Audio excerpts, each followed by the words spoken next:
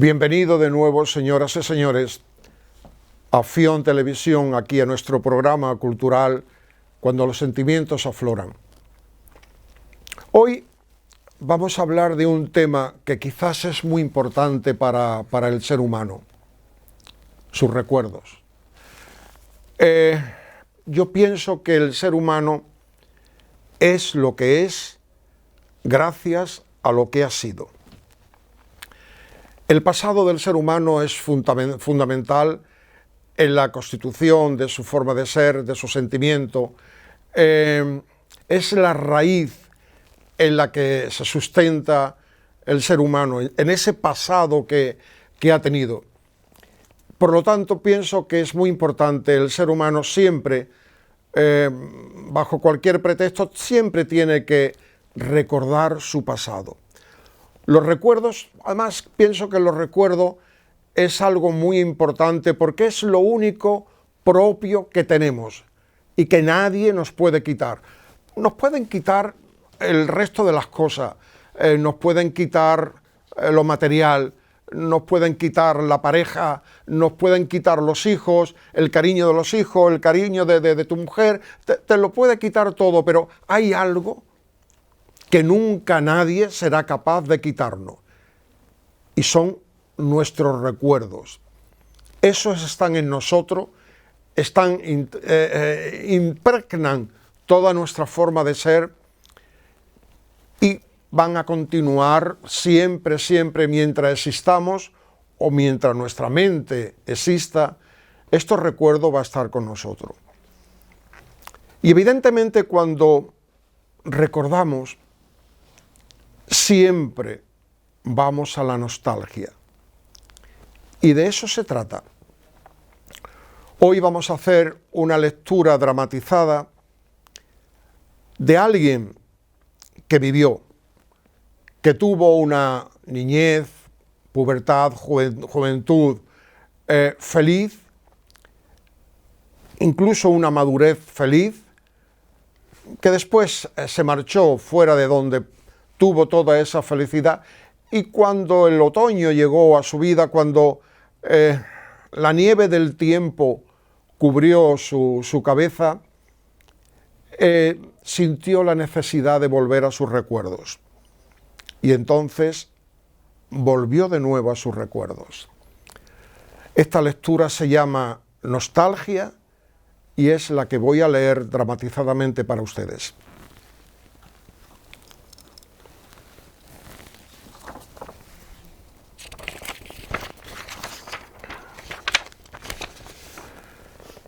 Y el niño nació en aquel lugar, en ese pueblo de calles empinadas con casas blancas de la cal y cubierta por viejas tejas del color marrón del barro,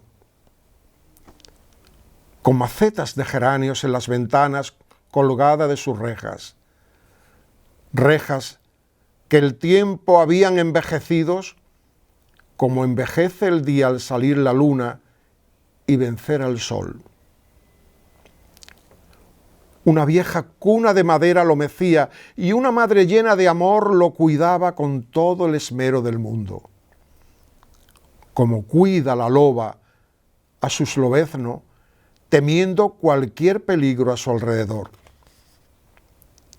Así creció, siendo su hogar el amor, el cuidado y la ternura. No le faltaba nada que lo pudiese hacer feliz. Fue feliz. Vivió correteando por las calles de aquel pueblo y jugando por doquier como juega el cachorro inocente que no sabe que el peligro existe. Fue dichoso por ser objeto de amor de todas aquellas personas que sintieron cariño y supieron demostrárselo. Y él, creciendo y creciendo en la dicha, su alma se fue curtiendo como se curte el cuero cuando sabias manos lo saben tratar. Manos que le acariciaban y que siempre estuvieron dispuestas para servirle de sostén. Lo cubrieron de amorosas mantas para resguardarlo del frío de invierno, y le cantaban dulces nanas de voces angelicales que le hacían dormir dulcemente. Y frente a él solo se podía contemplar la dicha y la felicidad. El tiempo pasaba y aquel niño de apariencia cristalina crecía y empezaba a relacionarse con sus amigos, con los que jugaba en la plazuela frente a su casa y en aquella vieja fuente de la que emanaba el agua pura y cristalina, que con el dulce rumor de su son parecían ruiseñores trinando alegremente. Más tarde, el entorno de juego se fue ampliando y ya no era la plazuela y la fuente, sino la pequeña ermita solitaria en el campo y blanca como paloma, deseosa de volar y volar y volver después de cada vuelo a reposar en aquel hermoso lugar. Junto a la ermita, aquella abrupta cañada donde las rocas y los pinos dominaban todo el paisaje. Entre las rocas, y como esculpidas por un dios desconocido, cuevas que se entrelazaban las unas con las otras y se convertían en pequeños laberintos donde la pasión y el deseo de niños descubriendo lo desconocido crecía por momento.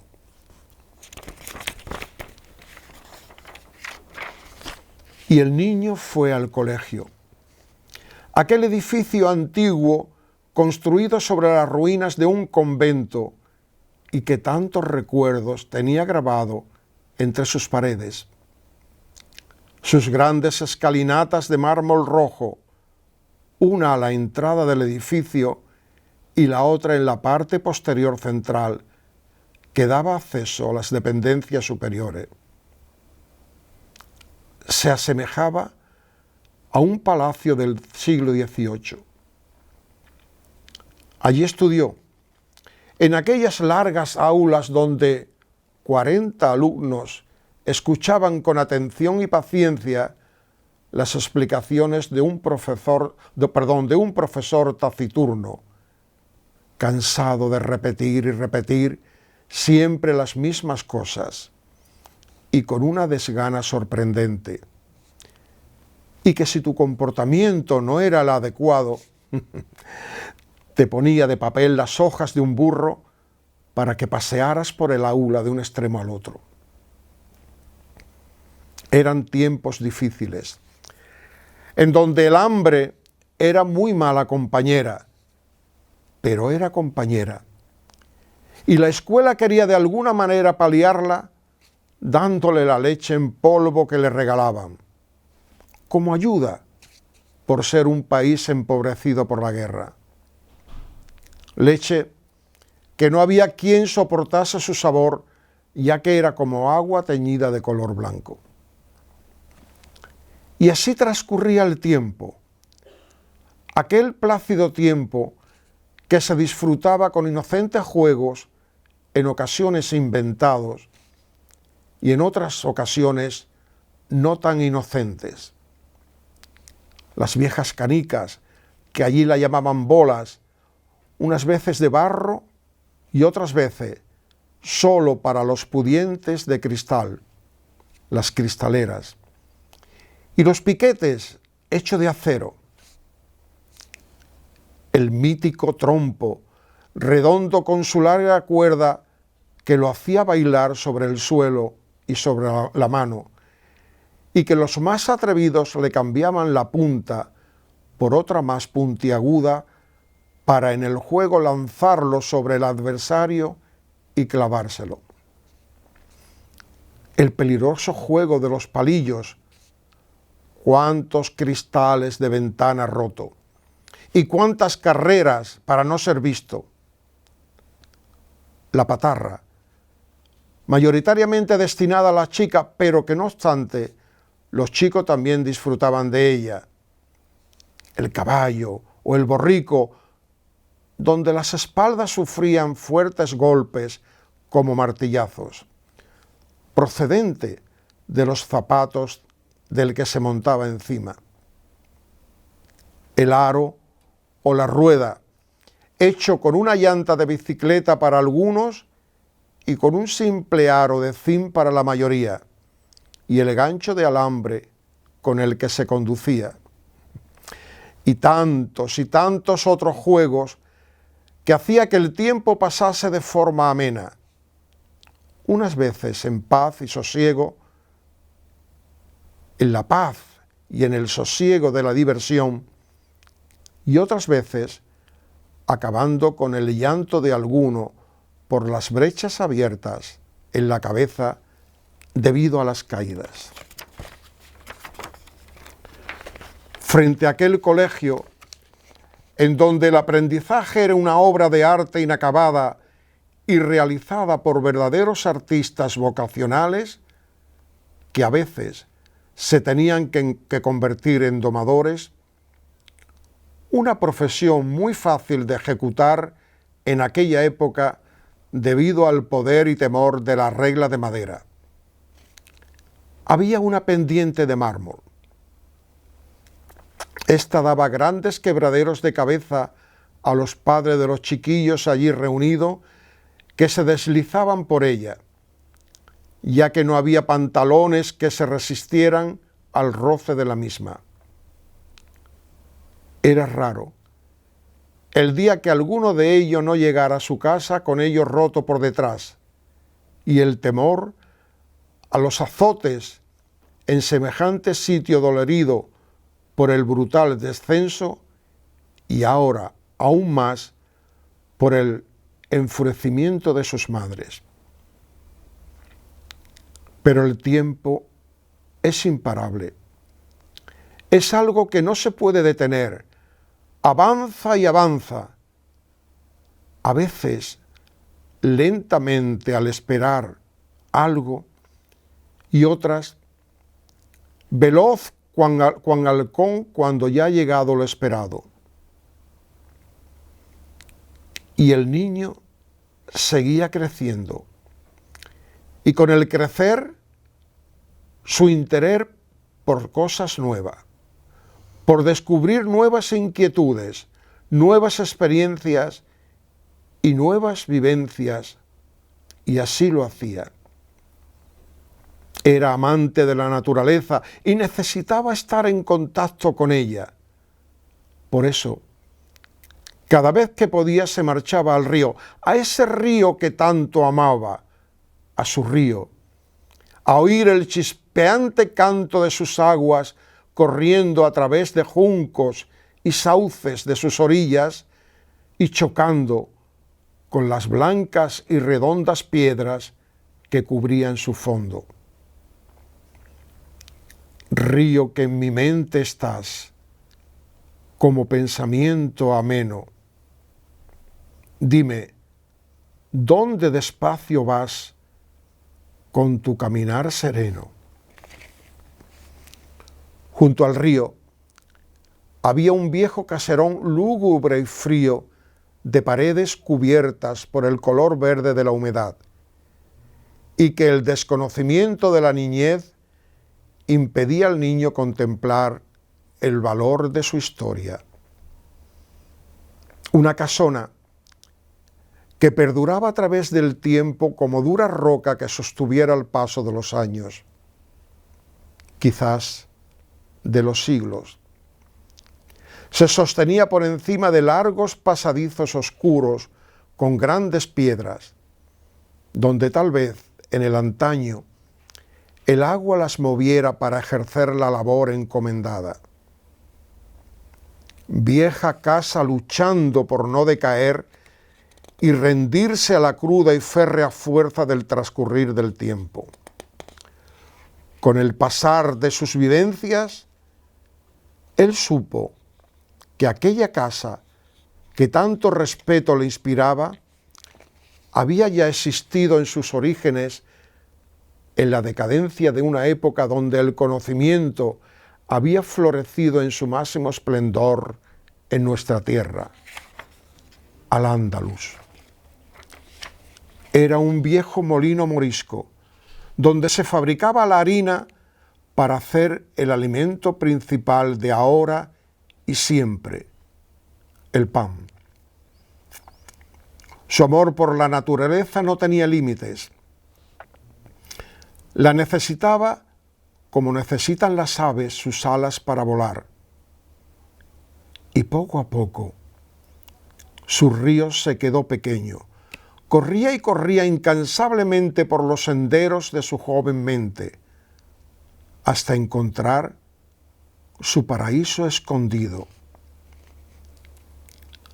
Allí la vio, majestuosa estatua de manto verde, siempre lejana del cemento y del humo, para poder respirar desde su cima la celestial energía manada de su esencia, cubierta de multitud de espinas y frondosas ramas, dejando ver la flor de su vientre, y se arrojó a aquella serenidad, enredándose en sus cabellos que explotaban en 1000 colores.